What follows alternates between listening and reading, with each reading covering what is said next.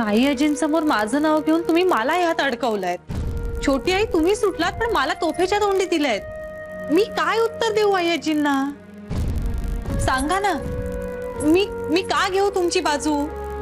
या सगळ्या प्रश्नांची उत्तरं त्यांना देताना मला कारण माहिती असायला हवीत ना। मी काय सांगू त्यांना की का छोटी आई माझ्या बरोबर नव्हत्या? कारण त्यात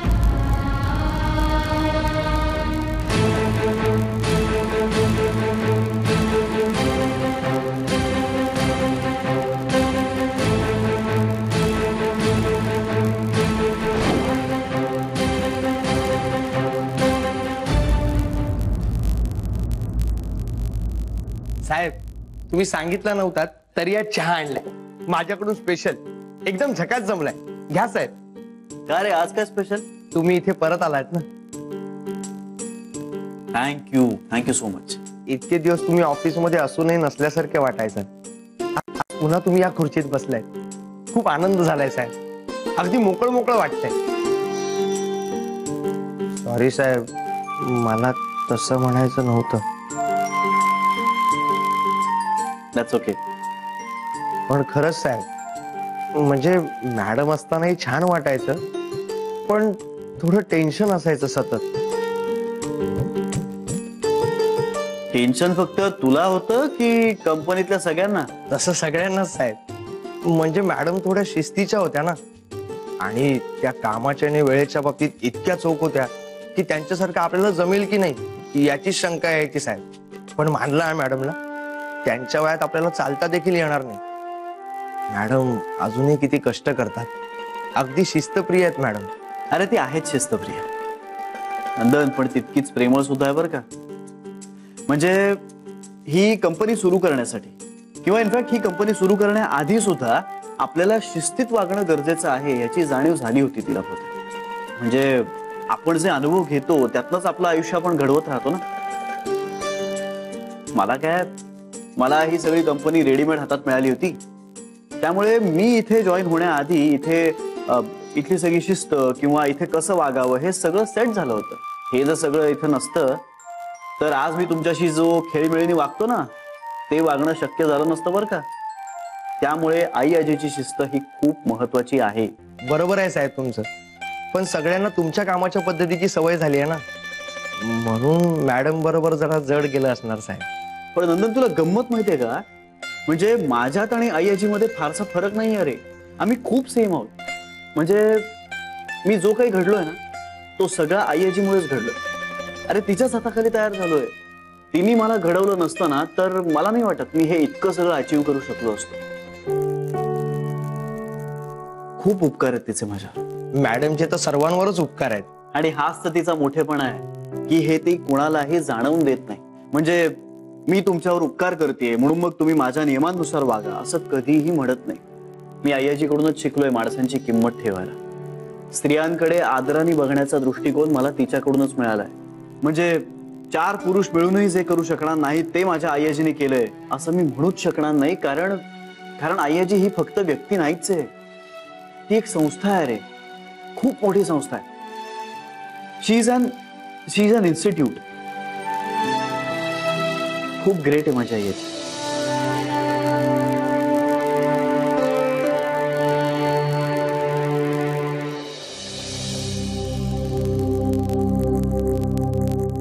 मला वाटतं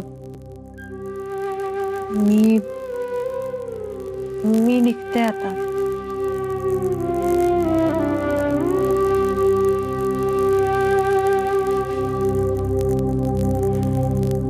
छोटी आई,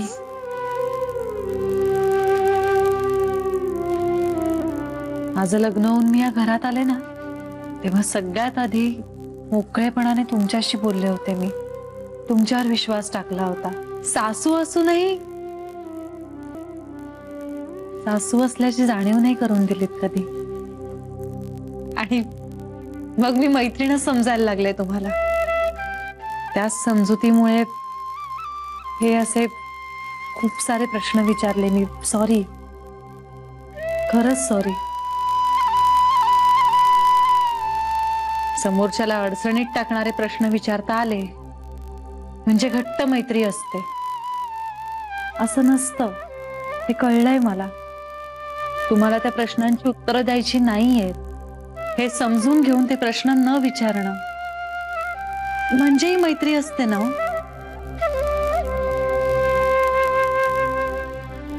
मी निघते आता.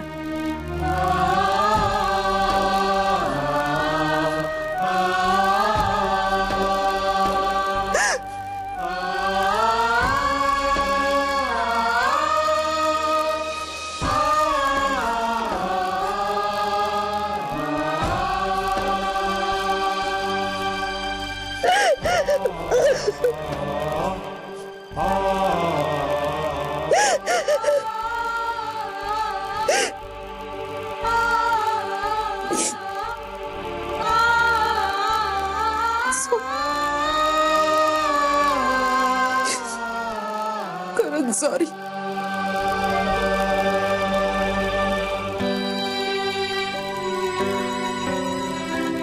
मी चुकले जान्हवी.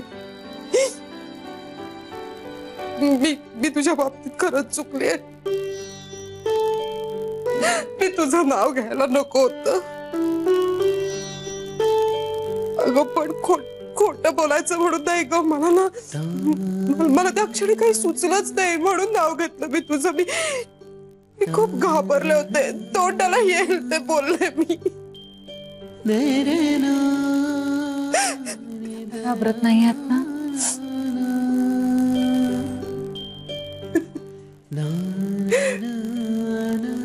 आता काय नंतर काय. घाबरण्यात तर अर्ध आयुष्य गेलंय माझं. सतत भीती. काही चुकीचं बोलणार नाही ना मी काही चुकीचं वागणार नाही ना. माझ्या तोंडून काही चुकीचा शब्द जाणार नाही ना. मनात सतत धास्ती, मनात भीती आणि चेहऱ्यावर मात्र हसत राहायचं. मी किती नॉर्मल आहे बघा. मला किती आनंद होतोय बघा. मला कसं काहीच वाटत नाहीये बघा म्हणून दाखवत राहायचं. जान्हवी जीव जातो ग माझा या सगळ्यात. माझा खरंच जीव जातो या सगळ्यात. पण तुझ्याशी मात्र मी मोकळेपणाने बोलू शकते. कारण तू कुठल्याही गोष्टीचा फक्त दोन बाजूनी चूक किंवा बरोबर एवढाच विचार नाही करत. त्या गोष्टीकडे ना सर्वांगाने बघतेस. आणि म्हणून मला खात्री वाटते तुझ्याबद्दल. हो ना, मग बोला ना माझ्याशी. मला माहितीये खूप दिवसांपासून तुम्हाला मला काहीतरी सांगायचंय. आणि छोटी आई प्लीज, योग्य वेळ आल्यावर मी सांगेन असं नका म्हणू. कारण योग्य वेळ वगैरे असं काही नसतं.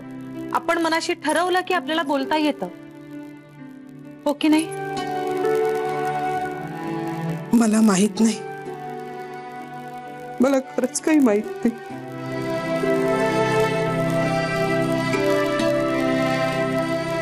जान्हवी, खरंच मला माहित नाही. मला फक्त इतकंच माहितीये की मी तुझ्यासारखं एवढं चांगलं नशीब घेऊन जन्माला नाही आले.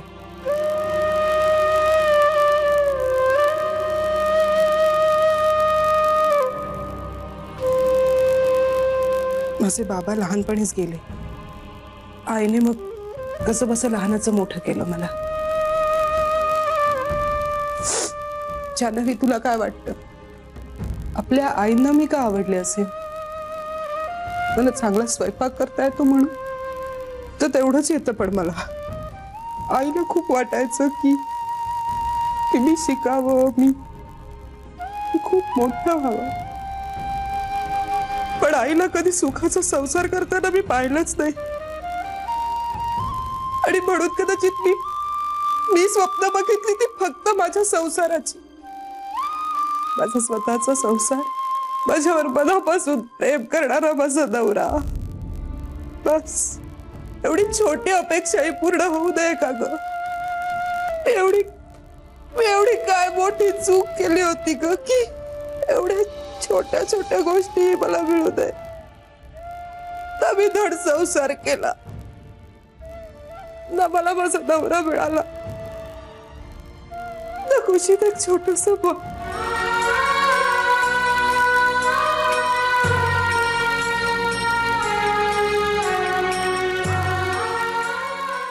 होतं ग जान्हवी. एक छोट बाळ हवं होतं मला.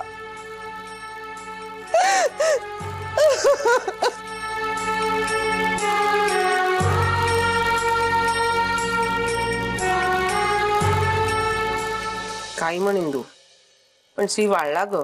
हो, खूपच वाळला. किती झालं तरी बाहेरचं खाणं ते बाहेरचं खाणं, पौष्टिक असं काही असणारच नाही.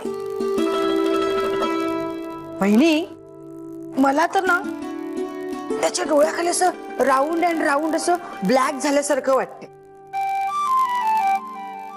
बहिणी, ब्लॅक म्हणजे काळं. आता घरी आला ना, छान खाऊ पिऊ घालूया त्याला. आपण त्याला बदामाचं दूध दिवसातून एक वेळ द्यायचो, आता 2दा देऊया. हा चालेल. रोज काहीतरी कडधान्य भिजत घालायचंच, म्हणजे रोज उसळच करायला पाहिजे असं नाही. कधी कोशिंबीरीत घालू, कधी वेगळं काहीतरी. हा इंदू, हिरवे मूग भिजत घाल ना. हा, हिरवे मूग भिजव. म्हणजे मी भिजवते. वहिनी, श्री आल्यापासून कसा उत्साह आलाय ना. 4 गोष्टी कराव्या खाव्या असं वाटतं. मला तर किती करू आणि किती नको असं झालंय अगदी. मला पण. प्रसाद काय काय तुला पण काय? किती करू आणि किती नको असं झालंय. का हसताय का? दोघी बहिणी शोभता अगदी. अगं आत्ताचे वाक्य वहिनी म्हणाल्या. पण सरे, अगं आमचं ठीक आहे, आम्ही करून करून काय स्वयंपाक करणार, पण तू काय किती किती करणार आहेस. देवपूजा. अत्यानंद महाराजांच्या कृपेमुळे श्री घरी परत आलाय. आता किती नामस्मरण करू आणि किती पूजा करू असं झालंय मला. मी तर महापूजा करायचं ठरवलंय. महापूजा? हो. श्री घराबाहेर होता ना, तेव्हा मी देवाला साकडं घातलं होतं. तो घरी परत आला ना की त्याच्या हस्ते महापूजा करेन. आता करावी लागेल ना. सरे, तुला माहितीये ना श्री हे काहीच करत नाही म्हणून. अगं आतापर्यंत नव्हतं केलं, पण आता करेल की. आणि कुठे जायचं वगैरे नाहीये, इथेच करायचं. पण मोठी पूजा करायची, 10 गुरुजी बोलवायचे, पारायण करायची, होम करायचा की झालं. झालं. सरे, कृपा कर आणि आता श्री नाराज होईल असं काही करू नकोस. अगं तो का नाराज होईल? मी बोलते ना त्याच्याशी, मी समजावलं की करेल तो. त्याला सांगितलं तर झालीच समज तुझी पूजा. हा म्हणजे? अगं म्हणजे काय म्हणजे, एक वेळ तो ऑफिसला गेल्यावर आपण घरी काही केलं तरी चालतं, पण तो पूजेला बसणार, होम करणार, ह्या म्हणजे अपेक्षा जरा जास्तच आहे तसं रूप. पण आता मी बोलून बसले, आता घालावीच लागेल पूजा. बरं, तुला काय वाटतंय कधी करायची पूजा? परवा. परवा? वहिनी, आपण परवा जाऊया का साड्या घ्यायला? अहो, मी परवा पूजा घालायचं म्हणते. सरू, भानावर ये. परवा पूजा होणं शक्य नाही. एक तर आधी तू श्रीशी बोलली नाहीस, आणि बोललीस तरी श्री तयार होणं शक्य नाही. पण मी बोलून तर बघते ना, तो ऐकेल माझं नक्की. बरं, तू बोल श्रीशी, बघूया काय होतंय. हा, एक प्रसाद देऊन येते सगळ्यांना. वहिनी, बोल काय, श्री चिडेल. नाही चिडणार, म्हणजे पूजा नाही करणार, पण चिडणार पण नाही.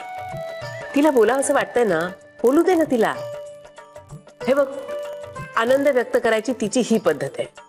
तिच्या आनंदावर आपण कशाला पाणी टाकायचं. हा, कशाला पाणी टाकायचं. चहा पी. हे घ्या, थोडं पाणी.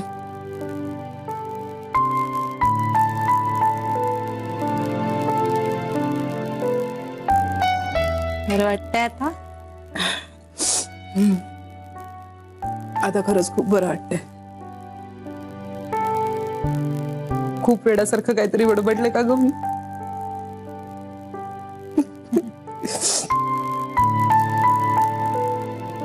आणि कुणी सांगितलं की मला बाळ नाहीये? श्री आहे ना, श्री बाळच आहे माझं. आणि तुला माहितीये का, श्रीचे सगळ्यात जास्त लाड ना मी केले. तू फक्त हे कुणाला सांगू नकोस. म्हणजे तू सांगणार नाहीस कुणाला, खात्री आहे मला, पण कुणाजवळ काही बोलू नकोस. कशाबद्दल? हेच आम्ही बडबडत होते ना काहीतरी. वेड्यासारखं आई व्हायचं होतं, बाळ हवं होतं वगैरे. ते म्हणजे असं वाटणं काही चुकीचं नाहीये. कुठल्याही बाईला असं वाटू शकतं तसं मला वाटलं. फक्त माझ्या बाबतीत हे असं वाटणं फक्त वाटणं नाहीये ना, म्हणून. फक्त वाटणं नाहीये म्हणजे? मला नीट कळलं नाही छोटी आई. म्हणजे तू तू लक्ष नको ना देऊस माझ्याकडे. मी म्हटलं ना, मी अगं मगाचपासून ना मी काहीतरी वेड्यासारखं बडबडतेय. तू खरंच नको लक्ष देऊ. तू विसर ना हे सगळं. मी विसरते की नाही? म्हणजे मगाचपासून आपण काय बोलत होतो, तू मला काय विचारत होतीस, तुला मला काय सांगायचंय, मी खरंच सगळं विसरून गेले. तू विसरून जा. आणि खरंच तू अशी अशी काय बघतेस माझ्याकडे? अगं मी खरं सांगते तुला, विसरणं खूप चांगलं असतं अगं. म्हणजे आपण विसरलो ना की डोळ्यांना असा लगाम बसतो, ते वाहत नाहीत. डोळे वाहिले नाहीत की आपल्याला दुःख होत नाही. आपल्याला दुःख झालं नाही की आपल्याला प्रश्न पडत नाहीत. म्हणून विसरणं चांगलं असतं असं हे म्हणतात. याने मला सांगितलंय सगळं विसरायचं असतं म्हणून. तू चिडलीस का माझ्यावर?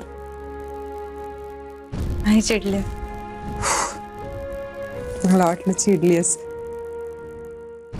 पण आई चिडतील ना आता तुझ्यावर. सॉरी, मी खरंच तुझ्यावर सगळं ढकलून इथे निवांत बसली आहे. तू रागावू नकोस हा माझ्यावर.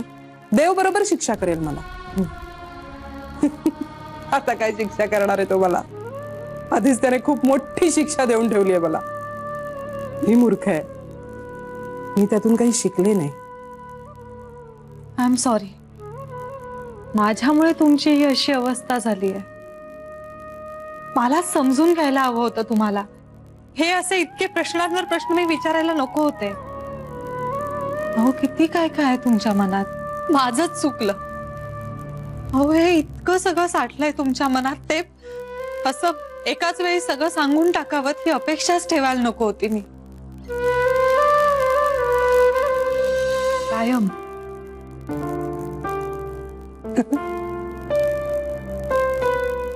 अजूनही तुला विश्वास ठेवावा असं वाटतं माझ्यावर? 100%. आणि विश्वासावर जग चालतं. माझा पूर्ण विश्वास आहे तुमच्यावर. जानवी, अडचणीच्या काळात माणसाला जसा देव आठवतो ना, तशी तू आठवतेस मला. शेवटी आई, इतकं मोठं नका करू मला. आपण माणूस म्हणून एकमेकांना समजून घेऊया.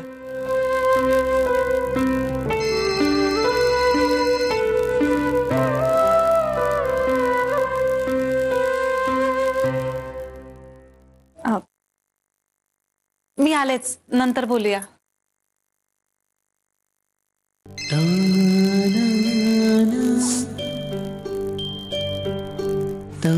हॅलो, मी कशी आहे ह्याने खरंच तुम्हाला काही फरक पडतो? मग मी बरी आहे.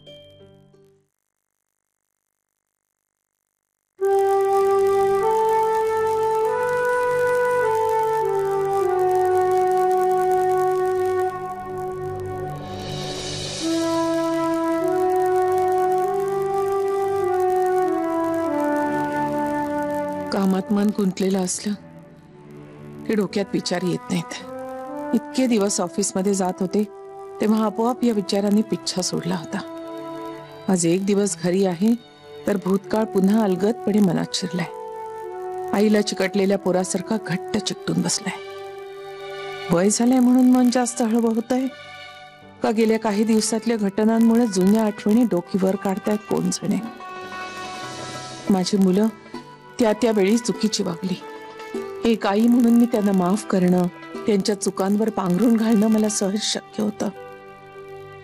पण मी त्यांच्या बायकांवर अन्याय केला असता. स्त्री म्हणून त्यांना समजून घेण्यात कमी पडले असते.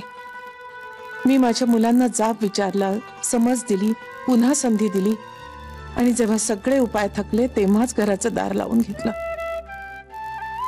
पण हे इतकं सगळं कोरडं इतकं सहज तर नक्कीच झालं नाही. आता वाटतं कसं सहन केलं असेल तेव्हा हे सगळं. चुकीचं नाही वागले मी, फक्त सामान्य आईसारखी नाही वागले. म्हणूनच कदाचित आता आयुष्याच्या संध्याकाळी या उघड्या पडलेल्या जखमा भळभळून वाहतायत. म्हातारपणाचं निमित्त तर किती सांगणार. खरी गोष्ट ही आहे की मुलं सोडून गेल्याची खंत ती पोकळी खूप खूप जाणवतीये.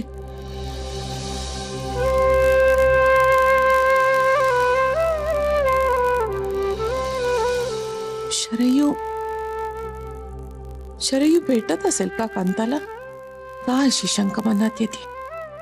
खरं तर अजून काहीच कळलेलं नाहीये. काय करावं तिच्या बाबतीत? कसं समजवावं तिला?